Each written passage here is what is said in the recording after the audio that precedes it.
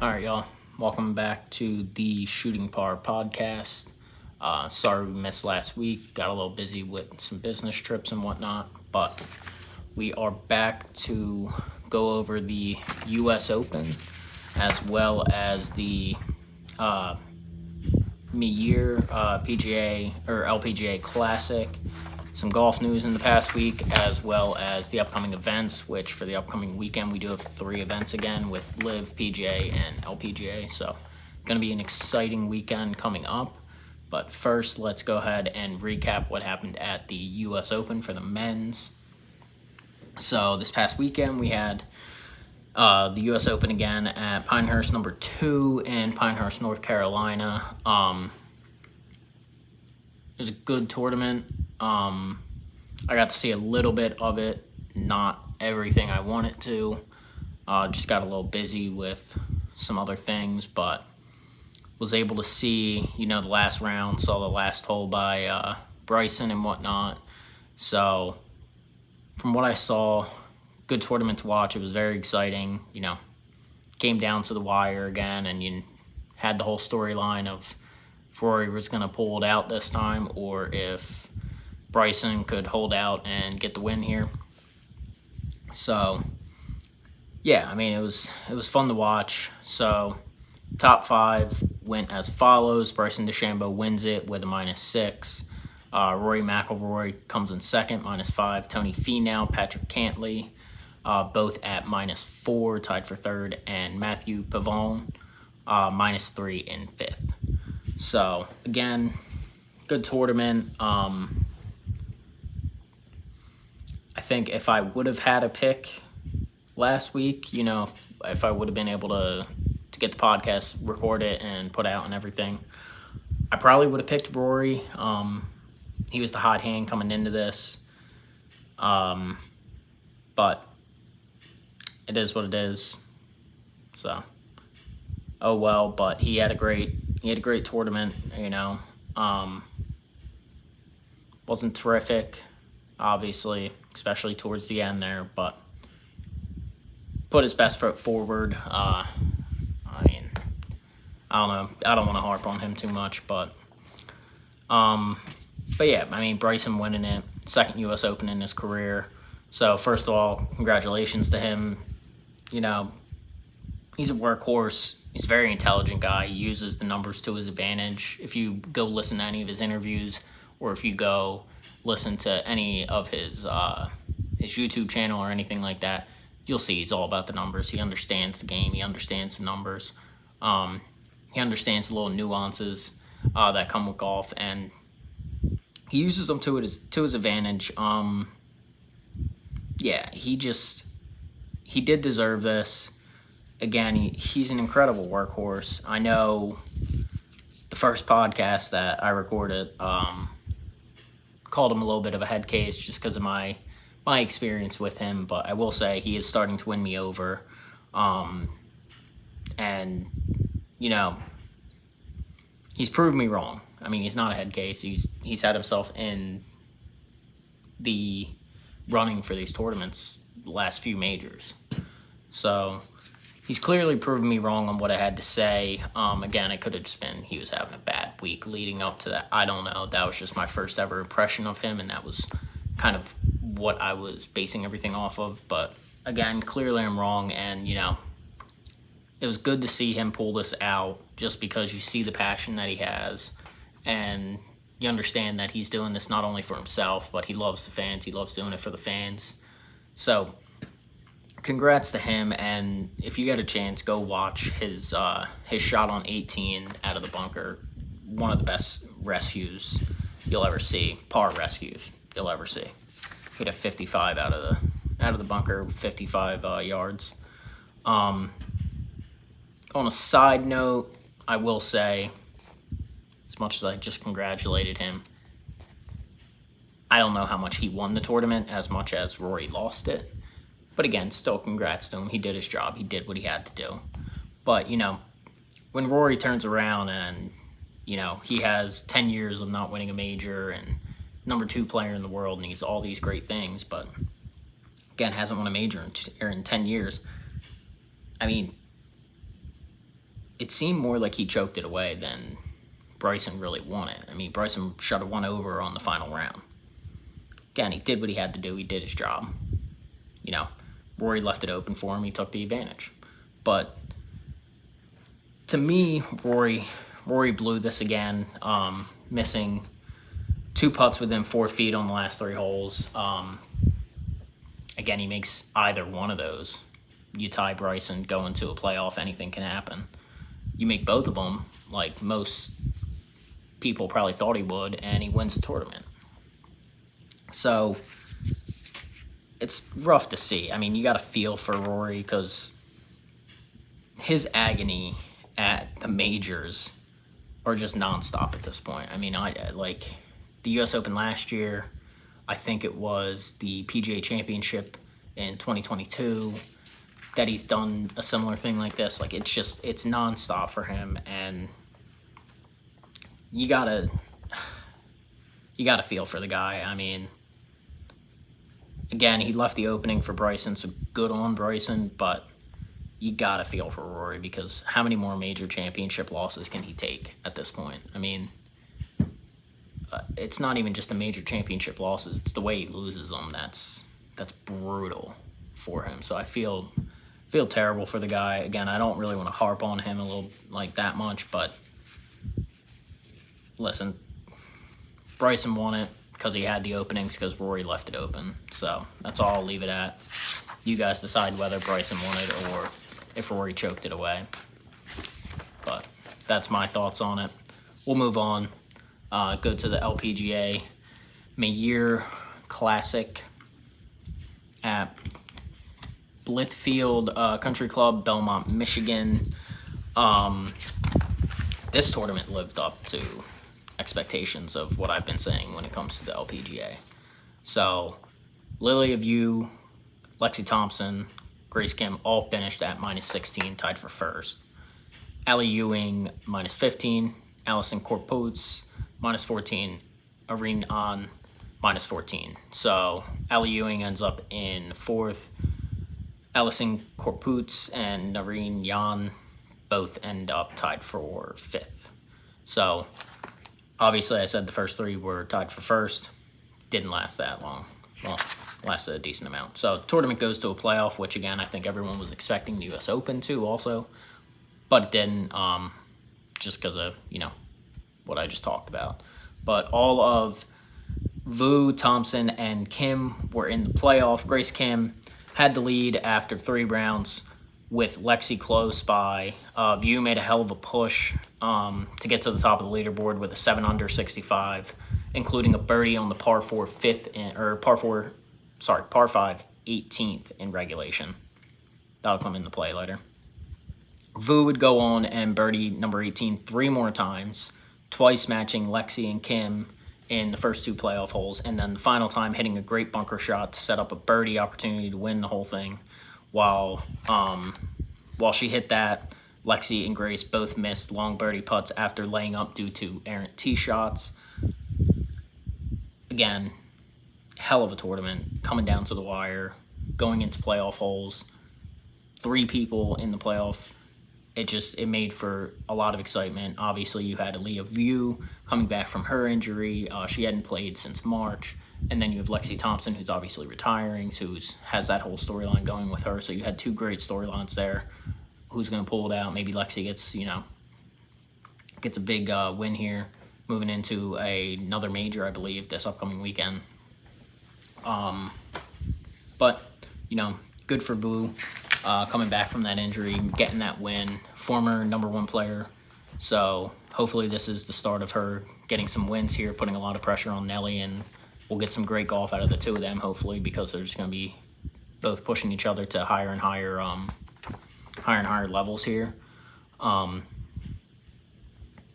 But again, I loved seeing Lexi near the top, pushing for her first win in 5 years. It'd be nice to see her get another win before she retires, but we'll see what happens. She has a few more tournaments here, obviously, but it's good to see her playing some of her best golf right now, along with Vu. The final thing, on the LPGA and this isn't really just the tournament, this is kind of the LPGA as a whole, is, you know, you're starting to hear the rumblings of like, oh, the LPGA is back and whatnot, and, you know, all these things about how it's popular again and how it's getting bigger and everything, which is great. Don't get me wrong. It's great to see that people are finally recognizing it, but it's not back. It never went anywhere. Like, these tournaments, these players, they've been performing day in, day out for years and years and years.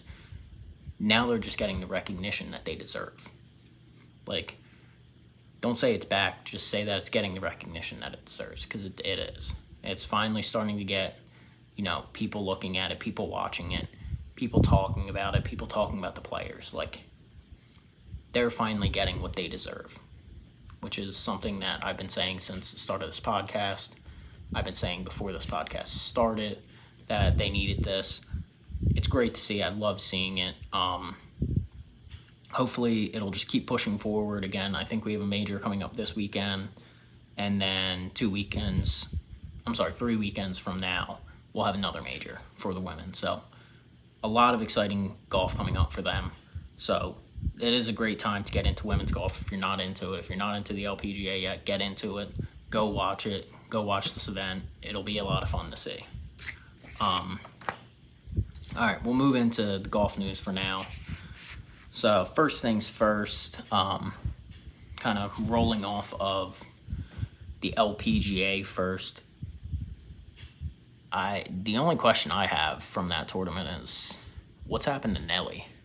This is 2 cuts in a row now for the world number 1 that she's missed. I mean, I'm not sure what's going on. It could just be a bad run of form. It could be, you know, maybe she's getting tired. Maybe all the tournaments have caught up to her. I mean, she secured 6 wins in the first 7 tournaments. Just 3 weeks ago, she secured the 6th one. You know, and before that, she almost had 6 in a row. So, obviously, like, all is not lost for her. I think that first round at the U.S. Open really did a number on her. I think it probably messed with her a little bit mentally. She's still trying to find a way to bounce back and whatnot, and she kind of needs to bounce back, like, now. Like, she needs to figure it out this week going into this next tournament, because, again, this is a major, and then you have another tournament, and then another major. So 2 of the next 3 tournaments are majors. So she's got to figure it out here ASAP. But I don't know, like, kind of have to look at her a little bit, look at her game, maybe see what's going on. But missing 2 cuts in a row for the world number 1 just isn't something that you see very often in the men's side or the women's side. So yeah, just, it's the only question I really have coming out of this. Is just, what's happened to her and where is she gone, and what's going on in her mind right now?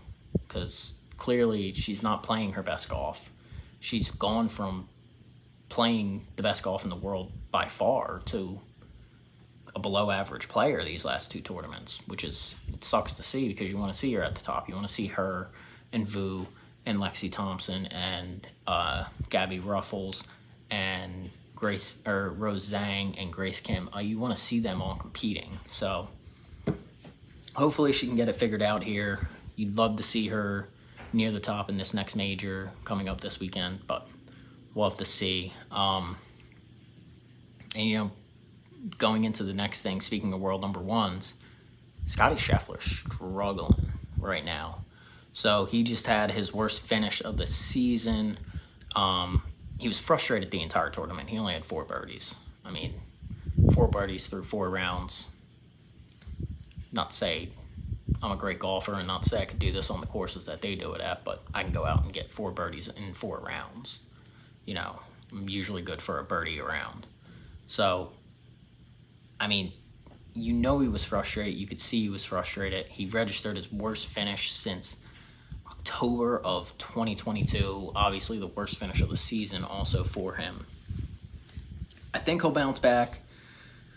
And, you know, you have to remember, for him, I think there's a little bit more to the story, because, you know, the weeks leading up to this event and whatnot, you had he won the Masters, he had a kid, he got arrested at a tournament, he won a random tournament back in Texas, and then he's now had his worst finish in almost 2 years, year and a half.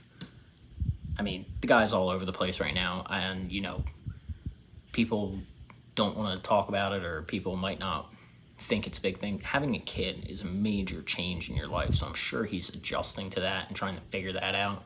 And I think given some time, he'll get used to fatherhood, and he'll get back to adjusting his lifestyle to being, you know, this professional golfer with a kid and being a father and doing all of it together. But, like, he just had the kid. Like, the kid's maybe 2 months old right now. I can't remember exactly when he had it.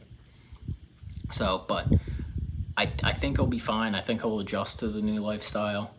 But yeah, he struggled. And, you know, the last major, he struggled. So, granted, he did get arrested, but still, like, he struggled at that tournament too. So, it'll be interesting to see. Obviously, he is still a world number one. He still is one of the best golfers in the world. You just gotta hope that he can kind of figure out how to adjust to this new lifestyle a little bit quicker. Just because you'd love to see him at the top. You would love to see him and Bryson going head to head, because you have two complete opposite people, and one stoic, doesn't react, doesn't show any emotion, goes out, does his thing, you know. And then you have Bryson, who's very reactive, shows a lot of emotion, shows a lot of passion.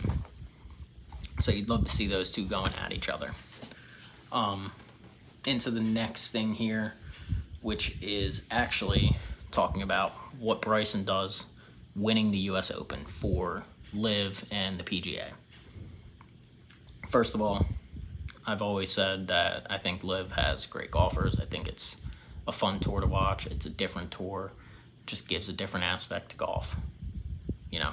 So personally, I think he's proved that once again that that LIV has players that can compete in the PGA and that deserve to compete in these major tournaments.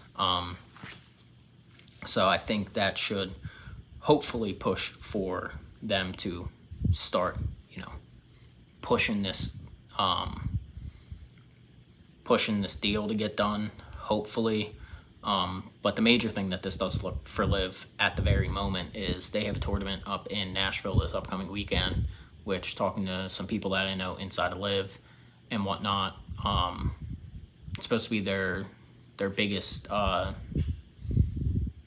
domestic gate ever. So he's bringing in a ton of fans. John Rahm, Brooks Koepka, you have the players. They're bringing in the fans now. They are going to get a great sponsorship deal for TV deal. It's just going to cause LIV to just get that much bigger with him taking this, and again, him showing the passion and everything, because on the LIV Tour, he can do this. He's allowed to do this, and you get to see this more often. Where in the PGA, you have more of the stoic guys. You don't have the guys that are reacting and whatnot. Think back, though, to when Tiger was there. Tiger played with very similar passion, and those were the things that people loved about him. Not only was he dominant, he played with passion. He showed the love for the game, and he showed how much it meant to him. So I think that's a great thing for Bryson. And again, all he's doing is he's just bringing more eyes to LIV by him winning this tournament. And then, you know, speaking to him, there's a video going around the internet of him running, you know, with the trophy to the crowd and walking along, letting the fans touch the trophy. He's a man of the people. Like, it's clear to see he's a man of the people. He loves the fans. He's fun to watch right now. Again, I was very critical of him early on in this podcast, and, you know, when I first interacted with him and whatnot. But the more I've watched him, the more I've seen him, the more videos I've seen, he's winning me over. I mean, he's a fun guy to watch. He's exciting. Like, he's a big hitter. He plays well, and he has a lot of passion. And again, when you're doing it for the fans and you show how much you appreciate the fans, it just makes the fans want to cheer for you even more.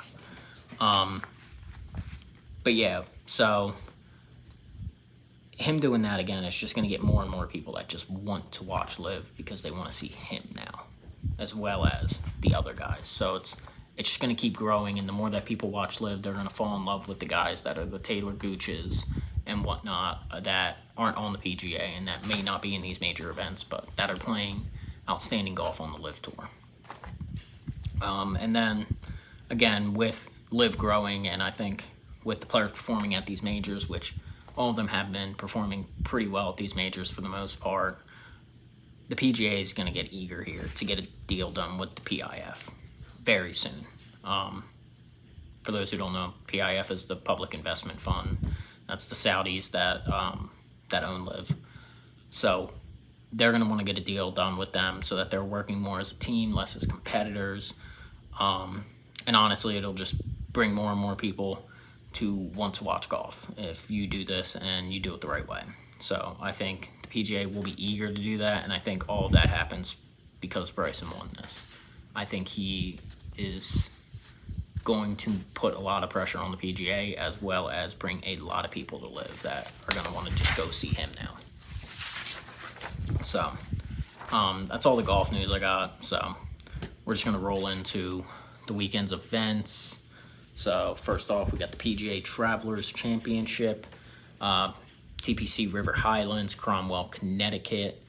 For this, I have Ludwig Eiberg. I'm taking Dylan out. We're going to put in a new guy, Mark. Mark is going to be a co-host of the podcast moving on in the next week or two. Just got to set up some details there of when he's available, when I'm available, so that we can kind of get this thing rolling with him also. So Mark is going to take over the points that Dylan had anyway. So Mark is going to take Colin Morikawa for the PGA, and then the random person of the week will take Patrick Cantley. So obviously, normally I do last week's picks and the points gained from last week. I didn't do it last week, so, we don't have any picks and no one gained any points. So right now we're sitting at me with 24, Mark with 26, and the random with 16 points. So hopefully I can make a big jump here this week. I might need it. But moving on. LPGA, you have the KPMG Women's PGA Championship, Sahali Country Club, Sammamish, Washington. Never heard of it. Yeah, for the LPGA, I have Lexi Thompson. I want her to get this major. This is probably more of a fan pick than it is a knowledge pick, but I want her to get this major. I think it would be awesome for her to walk away with the Women's PGA Championship. Mark is taking Nelly, obviously, #1 player in the world. I guess he's hoping that she can figure it out. And then the random is taking Lilia Vu, who, again, former #1, just won. It's a great pick there. And then for LIV Golf, you have LIV Nashville, the Grove, Nashville, Tennessee. I will actually be at that tournament, so if anyone will be there, let me know. Just reach out in the comments or reach out on the Instagram channel and whatnot and try and meet up. So for LIV Golf, I took Crushers and Bryson. Bryson's the hot hand, and he's on Crushers, so I think he's going to end up sweeping this tournament. I think he has so much momentum going for him right now that, one, he's going to win the individual, and two, I think he'll help carry Crushers to the team. For Mark, he's going to take Ripper and also Bryson, obviously hot hand. And then the random is going to take Fireballs and Martin Kamer. So just a reminder, make the cut 1 point, top 25 finish 2 points, top 15 finish 3 points, top 10 4 points, top 5 5 points, and if you pick the winner, you get 10 points. So that is what we got. Again, a lot of great golf this weekend. I wish I was going to be at home to watch the Women's PGA Championship, but unfortunately, well, really not unfortunately, fortunately, I was able to get tickets to the LIV Nashville, so I will be able to kind of be there in person, see the highest gate that they're planning on having. So hopefully it'll be great. I think they have, trying to think, my buddy who works with Liv was telling me, I think it's Dan and Shay are doing the concert after the tournament on Saturday. So, gonna be a lot of fun. I'm excited to go to that. I'll try and watch a little bit of the Women's PGA Championship. If I get any videos, get any content while I'm at Liv, I'll go ahead and make sure I post that for you guys. But that's all I got for you this week. Hopefully next week I'll have Mark on here, but we're waiting to see. Just got to work out the details with him.